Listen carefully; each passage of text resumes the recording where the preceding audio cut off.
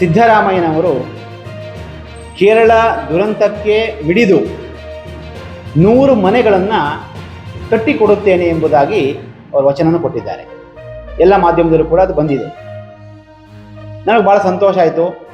ತಾವು ಸಿದ್ದರಾಮಯ್ಯನವರೇ, ತಾವೊಬ್ಬ ಕರ್ನಾಟಕದ ಮುಖ್ಯಮಂತ್ರಿಯಾಗಿ ಕೇರಳ ದುರಂತಕ್ಕೆ ತಾವು ಮಿಡಿದು ತಾವು 100 ಮನೆ ಕಟ್ಟಿಸ್ಕೊಡ್ತಾ ಇದ್ದೀರಿ. ಅದಕ್ಕೆ ಸನ್ಮಾನ್ಯ ರಾಹುಲ್ ಗಾಂಧಿಯವರು ಕೂಡ ಅಭಿನಂದನೆ ಸಲ್ಲಿಸಿದ್ದಾರೆ, ಸ್ವಾಗತಾರ್ಹ. ಆದರೆ ನಾ ಕೇಳಿಕ್ಕೆ ಇಚ್ಛೆ ಪಡ್ತಾ ಇದ್ದೇನೆ, ತಾವು ಕರ್ನಾಟಕಕ್ಕೆ ಮುಖ್ಯಮಂತ್ರಿಯೋ ಅಥವಾ ಕೇರಳಕ್ಕೆ ಮುಖ್ಯಮಂತ್ರಿಯೋ? ನಮ್ಮ ಕರ್ನಾಟಕ ರಾಜ್ಯದ ಸಮಸ್ಯೆಗಳೇ ಸಿಕ್ಕಾಪಟ್ಟೆ ಇದೆ. ನಮ್ಮ ಜಿಲ್ಲೆಯಲ್ಲೇ 50ಕ್ಕೂ ಹೆಚ್ಚಿನ ಮನೆಗಳು ಸಂಪೂರ್ಣವಾಗಿ ನಾಶ ಆಗಿದೆ. ಭಾಗಶಃ 106 ಮನೆಗಳು 90% ನಾಶ ಆಗಿದೆ. 500ಕ್ಕೂ ಹೆಚ್ಚು ಮನೆ ಅರ್ಧ ನಾಶ ಆಗಿದೆ. ನಮಗೆ ಯಾರಿಗೂ ಕೂಡ ತಾವು ಮನೆ ಕಟ್ಸ್ಕೊಡ್ತೇನೆ ಎನ್ನುವಂತಹ ಮಾತನ್ನು ಹೇಳಿಲ್ಲ.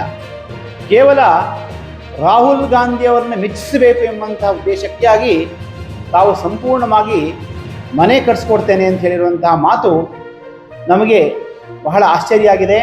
ಹಾಗೆ ತಮ್ಮ ಮಲತಾಯಿ ಧೋರಣೆ ಎನ್ನುವಂಥದ್ದು ಈಗ ಅನಾವರಣ ಆಗಿದೆ ಅಂತ ಹೇಳಿ ಬಯಸ್ತೇನೆ.